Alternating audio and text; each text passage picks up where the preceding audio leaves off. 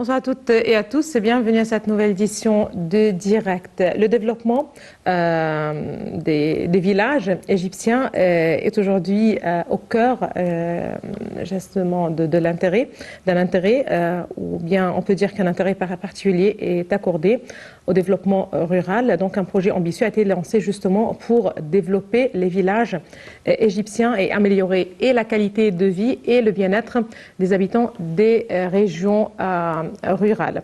Nous allons parler de tout ce processus, tout le processus de transformation des villages ou cette transformation rurale dans cette édition de Direct. Ça va être pour la partie débat. On commence comme d'habitude avec l'actualité, et l'actualité, à la une en fait de l'actualité, c'est le président Abdel Fattah el-Sisi qui s'est réuni aujourd'hui avec le Premier ministre Moustapha Madbouli et le ministre de l'Enseignement supérieur et de la Recherche scientifique, Dr Khaled Abdel Ghaffar. Le porte-parole de la présidence a déclaré que cette réunion a abordé les efforts visant à reprendre le deuxième semestre dans les universités, ainsi que les nouvelles des projets, les nouveautés plutôt des projets nationaux du ministère de l'Enseignement supérieur au niveau de la République, en particulier les universités publiques et technologiques ainsi que les centres et les instituts de recherche. Dans ce contexte, le président a rassuré la reprise du deuxième semestre universitaire au niveau de la République, dirigeant de respecter strictement l'application de toutes les mesures préventives pour protéger la santé et la sécurité des étudiants. De son côté, Dr Khaled Abdel Ghaffar a passé en revue les projets actuels dans les universités publiques qui représentent 425 projets pour un coût d'environ 35 milliards de livres égyptiennes répartis sur 27 universités.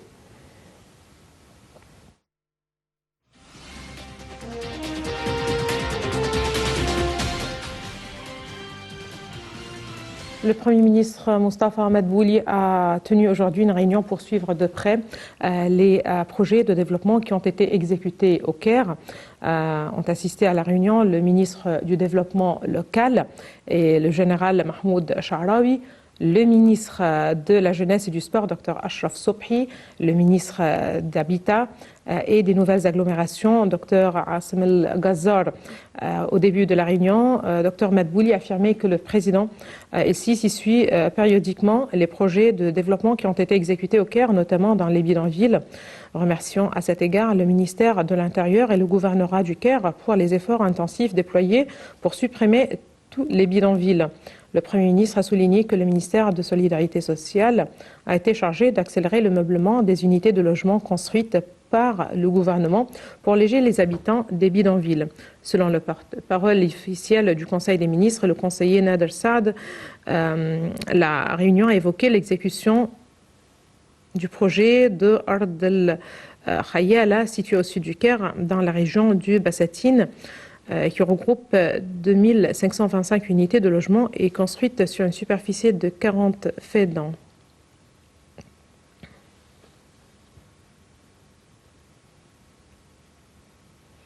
Sous le patronage de l'épouse du président de la République, Mme Antassar el-Sisi, la ministre de la Culture, Dr Inès Abdeldaïm, a annoncé le lancement du prix d'État du jeune innovateur lors de sa première session en 2021, qui est administrée par le Conseil suprême de la culture.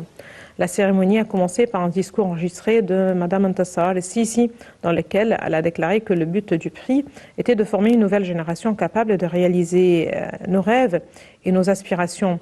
Le prix de l'État pour le jeune innovateur est une nouvelle réalisation de l'État qui incarne l'engagement de la nation à prendre soin et à encourager les jeunes. Le chef de l'État, le président Abdel Fattah el-Sisi, a approuvé la promulgation de la loi 204 de l'année 2020 pour créer un nouveau prix sous le nom de prix d'État du jeune innovateur.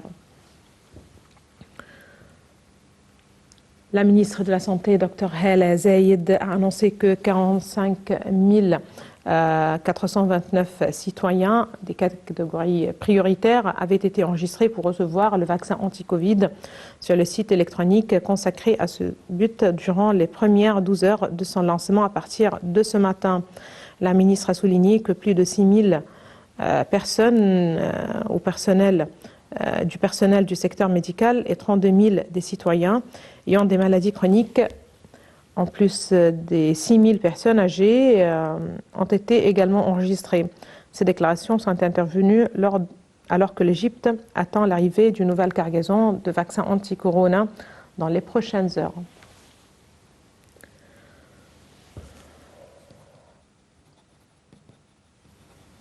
Voilà, à présent, Madame, Monsieur, je vous propose un compte-rendu des activités présidentielles au cours de la semaine qui s'est écoulée.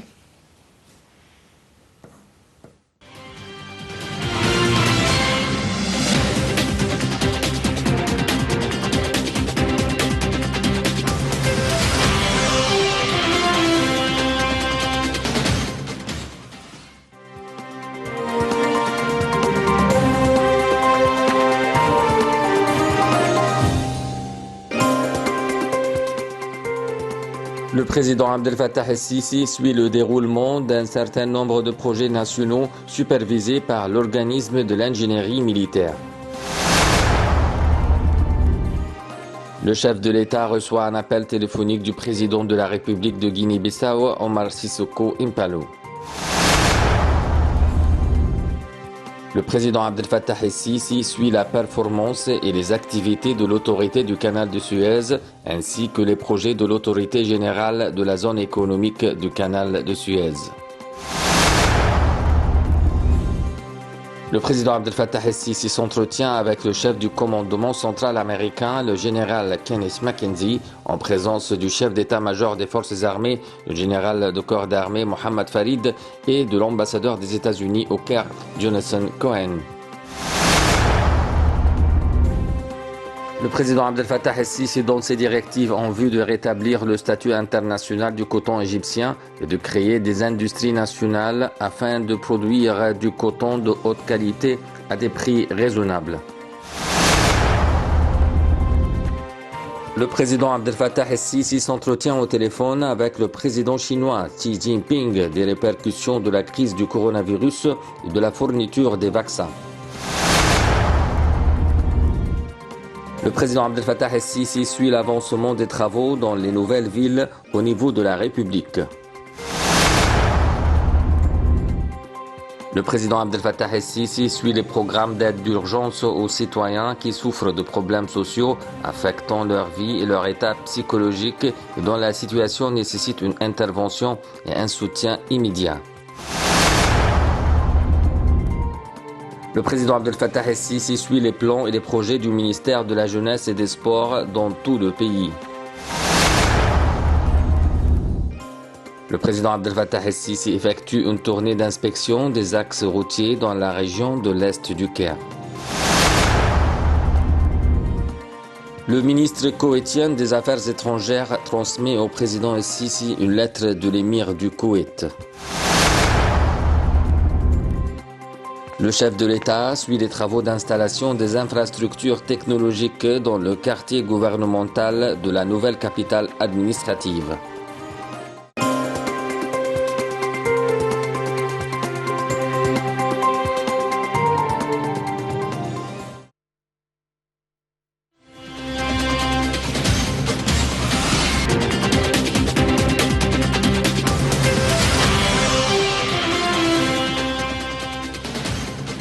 Donc un projet pour le développement des villages égyptiens a été récemment lancé. Il s'agit surtout d'améliorer la qualité de vie des habitants des régions rurales. Nous allons parler de ce projet. Nous allons parler de tout ce qui a rapport avec ce processus de transformation. Nous avons le plaisir d'avoir avec nous ce soir Dr Hichem Youssef. Bonsoir Dr Hichem Youssef. Vous êtes analyste politique et vous êtes aussi expert en économie. Ravi de vous avoir parmi nous ce soir. Et justement, pour commencer, enfin, on parle de cet intérêt accordé aux villages égyptiens. C'était toujours un souci pour les gouvernements égyptiens, justement, de réaliser ou de pouvoir réaliser, je ne sais pas comment dire, mais améliorer la vie des citoyens, des habitants de ces régions. Aujourd'hui, un projet ambitieux a été lancé et on parle de milliers de villages. Oui, exactement. C'est à peu près 4500 et quelques villages. Partout en Égypte, et je crois que cette initiative est commencée en 2019. Elle est déjà commencée. Il y a un certain tranche qui était déjà terminée. à propos d'augmenter le niveau de qualité de vie pour un certain personnes en difficulté. Par exemple, aider des familles de faire des réparations sur leur maison, des petits projets pour produire quelque chose, pour trouver quand même un moyen pour améliorer leur niveau de vie sociale. Et voilà, l'initiative a commencé en 2019 exactement, et ça continue jusqu'à aujourd'hui. Il y a pas mal comment dirais-je, il y a pas mal de projets qui étaient réalisés, il y a pas mal de familles qui sont quand même participées, et grâce à l'organisation du gouvernement, et en plus il y a quand même des associés privés. Il y a des ONG égyptiens qui participent dans cette initiative. Très bien. Là, il faut justement rappeler qu'il y a quelques petites semaines, c'est le chef de l'État, le président Abdel Fattah el-Sisi, qui a parlé avec beaucoup plus de détails de ce processus de transformation, de détails par rapport à ce projet de développement des villages égyptiens.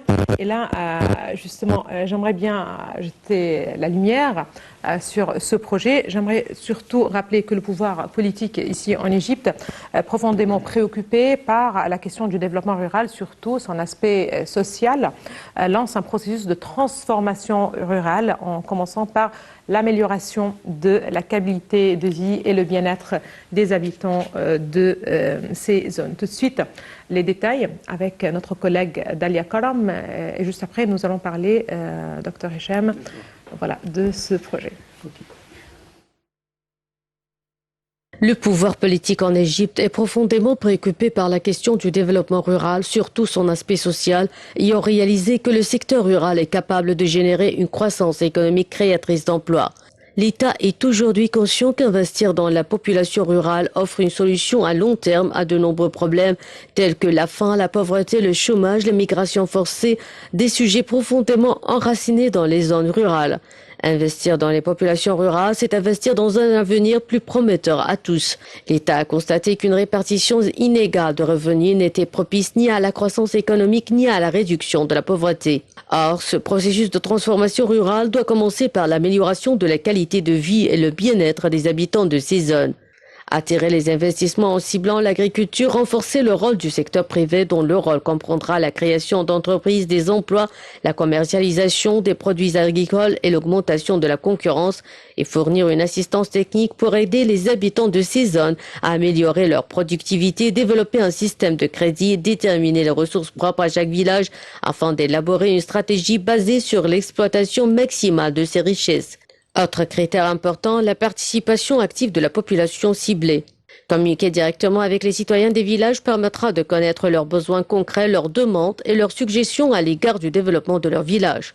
Proposer des activités sur mesure et offrir les compétences nécessaires en créant des liens entre les producteurs et les propriétaires d'entreprises. Ainsi, selon les responsables, il sera possible de valoriser les ressources de chacune de ces zones à part, ce qui constitue un axe central autour duquel vont se développer toutes les activités, produits et services liés à ce territoire. Aujourd'hui, les habitants des zones rurales peuvent enfin aspirer à une autosuffisance sur le plan économique, à une qualité de vie et une modernisation des services de base. Le village, cette entité ancrée dans les civilisations traditionnelles, pourra devenir le principal vecteur de développement. Souvent sous-évalué par les gouvernements successifs, il est temps d'exploiter ses possibilités et richesses.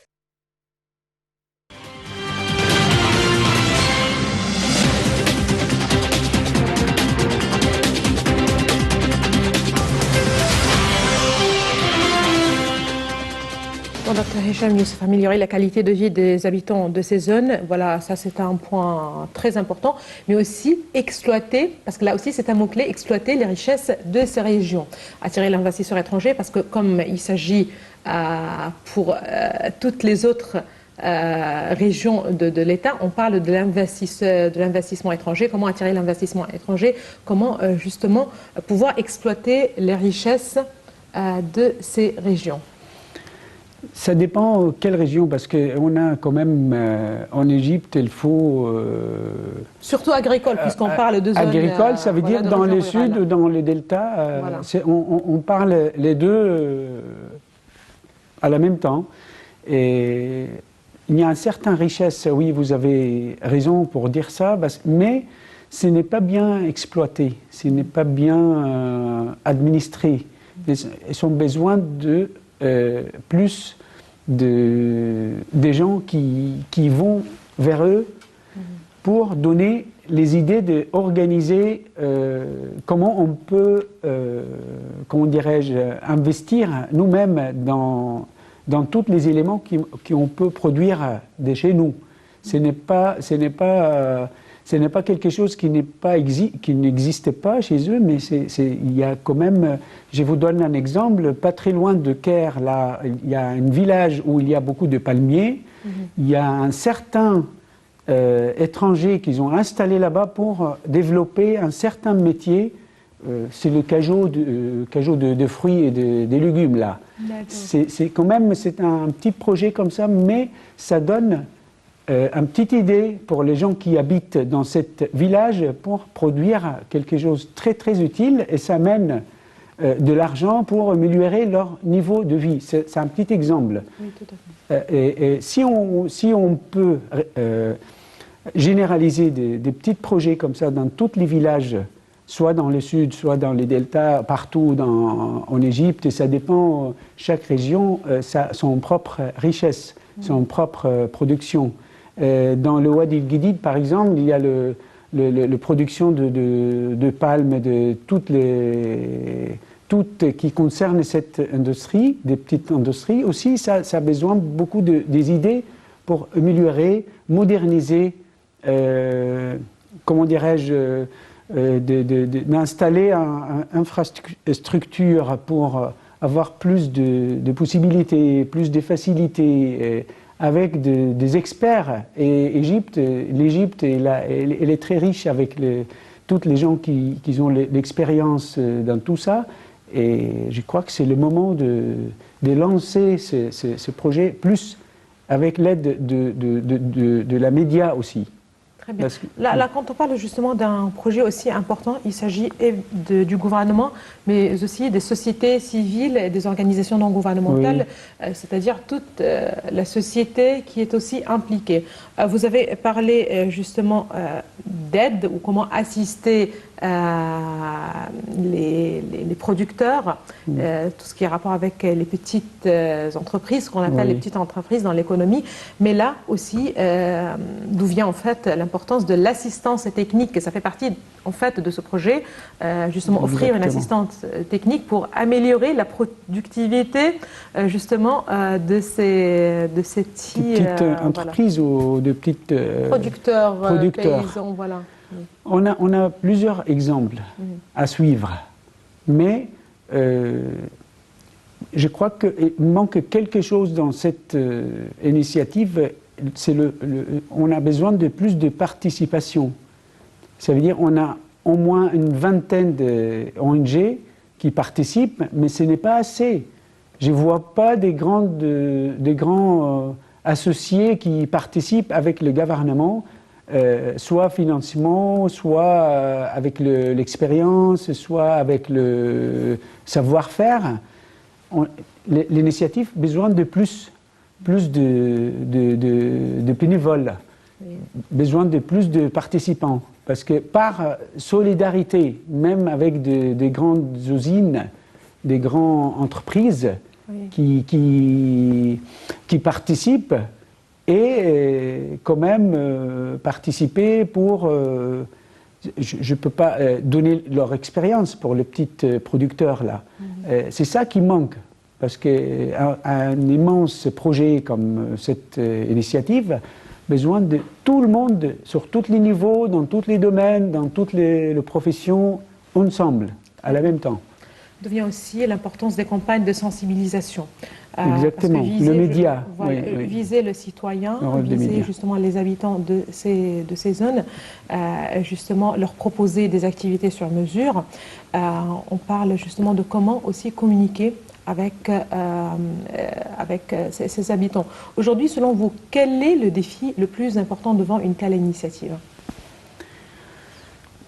Le seul défi que je vois, c'est, comme j'ai dit tout à l'heure, le rôle des médias, pour moi, dans toute l'initiative, c'est très important. Le média, il joue un rôle très important, spécialement, comme vous dites, communiquer avec les gens. Comment on peut communiquer avec les gens? Parce que ce n'est pas tous les gens qui habitent dans les zones en difficulté.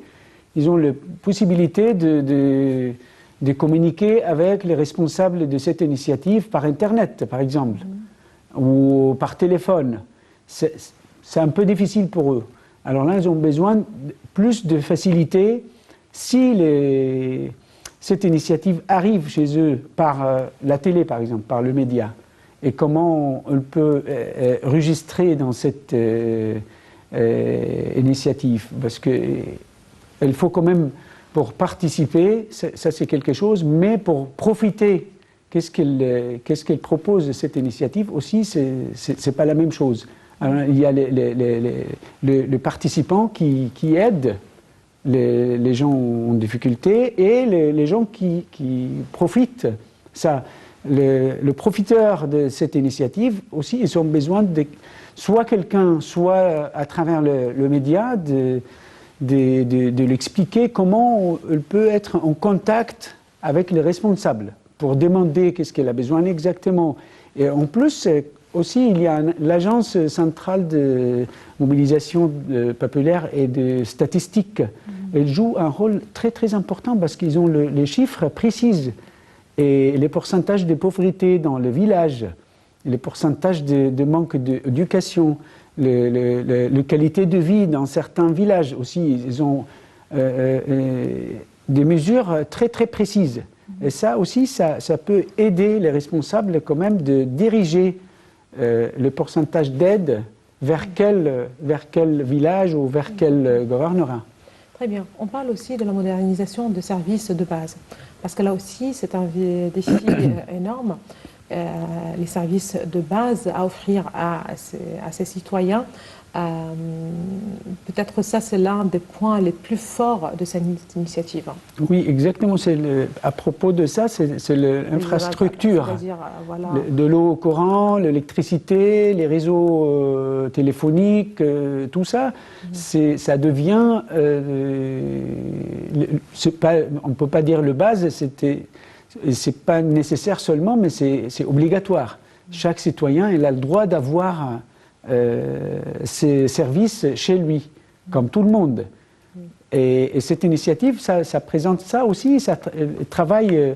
je crois qu'il y avait, pour la première phase, il y avait 377 villages qui étaient visés, et sont terminés à peu près de 260 villages.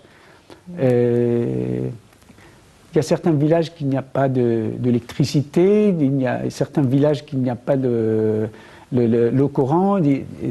C'est des petites choses nécessaires pour tout le monde. Très bien. Donc on parle d'un projet ambitieux qui doit changer le visage de plus de 4000 villages ici en Égypte. Justement, pour rappel, avec un budget de 515 milliards de livres égyptiennes, la participation de 14 ministères, le projet national de développement rural a pour objectif en fait de changer, comme je viens de le dire, le visage de plus de 4000 villages ici en Égypte, l'installation de services de base et surtout l'autonomisation des habitants de ces milieux sont au rendez-vous.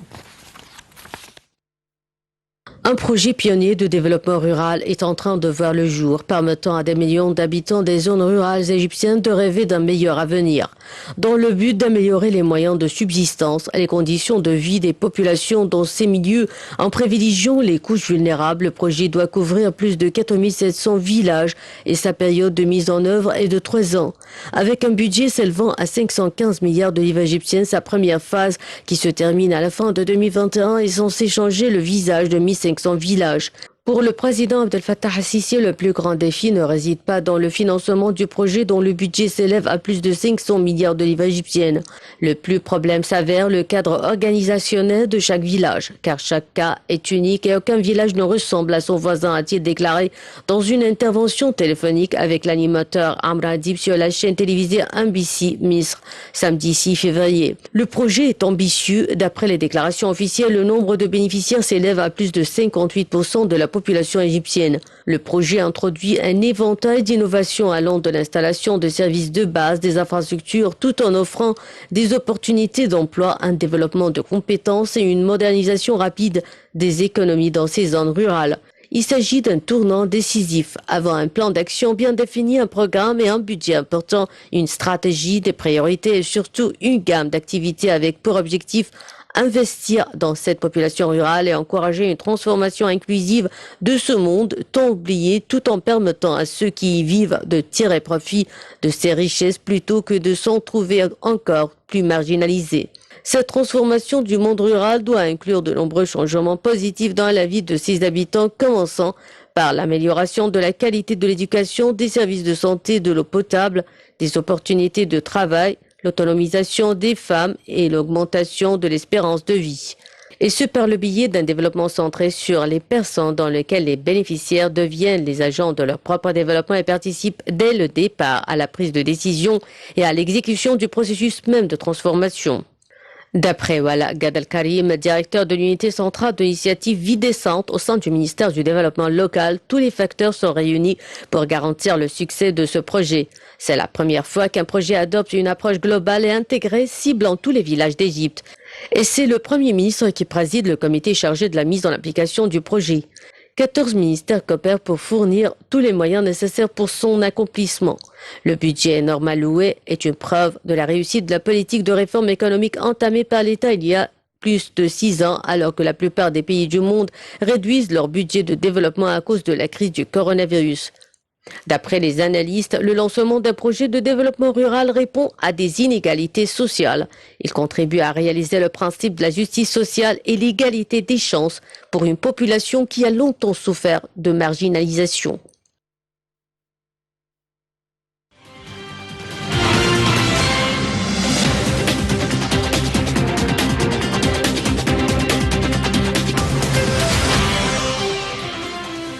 Voilà, donc avec un coût énorme de plus de 500 milliards de livres égyptiennes, donc un coût assez important et qui vise 4700 villages. La première phase couvre peut-être 1500 villages et on parle d'une période assez limitée. Il s'agit de 3 ans pour changer le visage justement de ces villages. Oui. Et selon en fait le président Abdel Fattah ici, le problème s'avère en fait plus.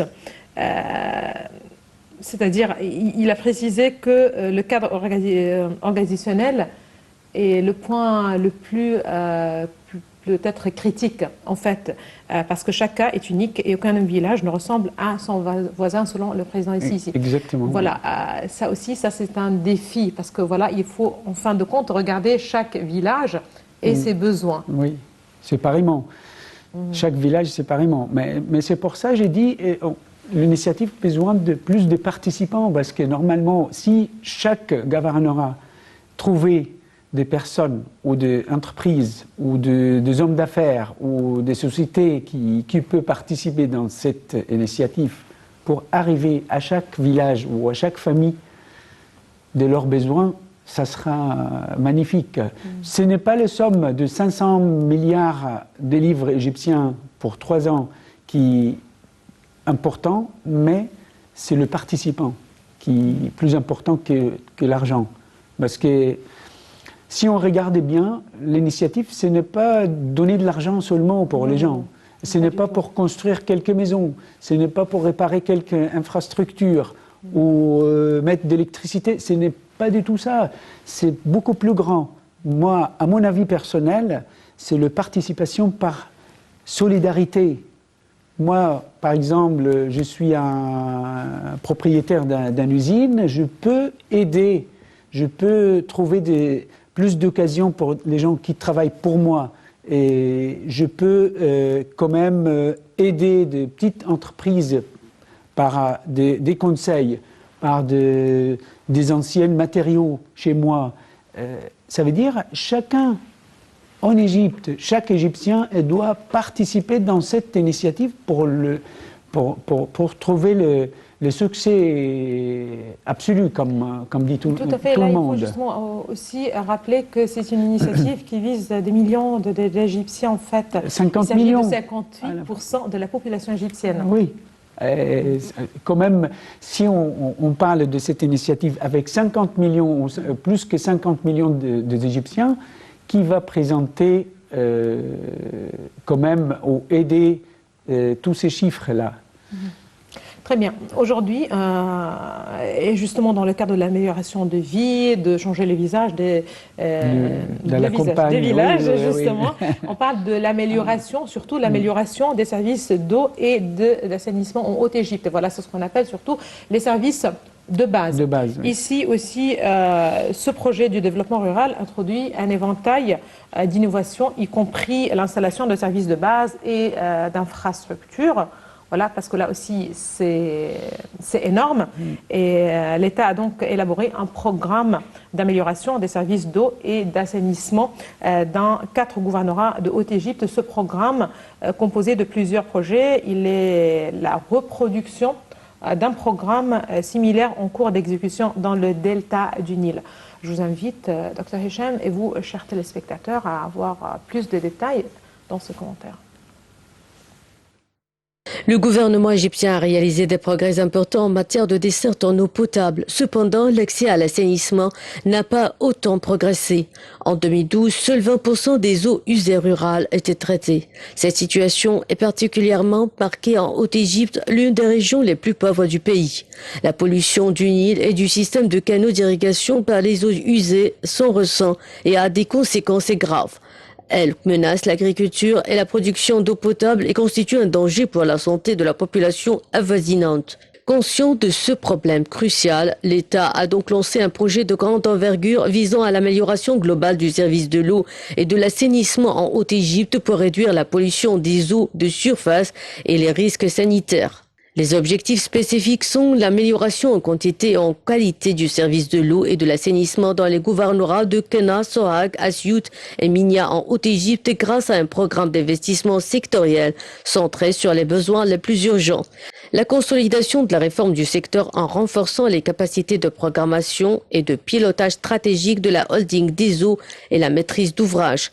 Le renforcement des capacités des sociétés à planifier et réaliser leurs programmes d'investissement et à améliorer leurs performances techniques et financières pour recouvrer leurs frais d'exploitation et de maintenance. La mise en place de ce projet permettra d'améliorer la performance des services d'eau et d'assainissement existants grâce à des mesures de réhabilitation. Ce projet aidera également à construire de nouvelles infrastructures dans le domaine de l'assainissement, comme des projets de raccordement en réseau d'égouts et construction de nouvelles stations d'épuration. Ce projet permettra aussi les sociétés d'eau et d'assainissement concernées à améliorer leur taux de recouvrement des coûts et leur taux de collecte des factures grâce à un effet incitatif, comme le déblocage des fonds pour la construction de nouvelles infrastructures, qui est en effet conditionné par l'atteinte d'objectifs de performance financière.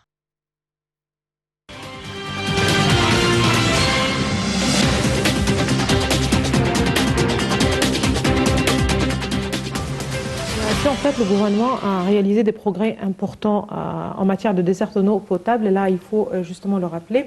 Cependant, l'accès à l'assainissement n'a pas autant progressé. Et justement, dans le cadre de ce projet, il s'agit d'objectifs bien spécifiques qui sont mis en place, justement, ou précisés. Il s'agit de l'amélioration en qualité et en quantité du service de l'eau et de l'assainissement dans certains gouvernorats comme Kena, Sohag, Asyut et Minya en Haute-Égypte. En Haute-Égypte, justement. Ici, on trouve aussi un intérêt particulier accordé aux canaux. Oui. Le développement des canaux, l'amélioration de son état, comment purifier justement l'eau des canaux et tout un projet aussi qui est en rapport avec le développement des villages. Écoutez, tout est connecté. Oui, et pour arriver à augmenter le niveau de vie, il faut quand même augmenter le niveau de service de base, comme vous dites. Ça veut dire, c'est étape par étape, et augmenter les niveaux de services de base, ça veut dire, ça donne vers d'avoir un bon santé. Avoir de bonne santé, ça veut dire j'ai la possibilité de travailler, de produire et de vivre normalement comme tout le monde. Et réaliser des projets pareils partout, comme dans ces 4 gouvernorats, par exemple, ça donne dans le futur, dans le proche futur, là, un résultat positif pour tout le monde. Ce n'est pas pour les familles en difficulté seulement, mais pour tous les habitants de 4 gouvernorats, par exemple. Et ça donne aussi dans la même initiative. L'initiative, elle s'appelle pour avoir un niveau de vie beaucoup plus amélioré. Voilà. Oui, tout ce qui est fait comme service pour l'infrastructure, ou comme vous dites, le service de base, ça donne dans chaque côté. Ce n'est pas dans le côté d'économie seulement, mais pour avoir ce niveau-là, il faut quand même réparer tout ce qui est réparable partout, à la même temps, avec la participation de tout le monde, comme on a dit tout à l'heure. Justement, et la réhabilitation justement des services déjà mis en place dans ces régions, parce qu'il faut aussi rappeler que ces régions offrent, c'est-à-dire ils ont une production agricole, voilà, qui sert peut-être la plupart des habitants du pays, c'est-à-dire, encore une fois, on retourne à tout ce qui a rapport avec la productivité, l'amélioration aussi de la qualité du vie. Une population ancrée dans la tradition, est-ce qu'il y a là un certain défi ou ça revient à la sensibilisation? Oui. Ça revient toujours à ça, mais moi j'aime bien un mot, il faut orchestrer tous ces villages. Orchestrer, ça veut dire comme le orchestre, il y a plein des artistes qui font leur musique, mais ça donne à la fin un morceau de musique qui plaira à tout le monde. Il faut orchestrer tout ça. C'est ça le rôle de l'État, et c'est ça le rôle de participants. Et quand j'ai utilisé le mot par solidarité, c'est quand même ça qui est le mot magique dans le... Un mot-clé. Merci beaucoup à vous, Dr Hicham Youssef. Vous êtes analyste politique. Merci beaucoup d'avoir été parmi nous ce soir. Madame, monsieur, merci à vous aussi. Excellente soirée sur l'International.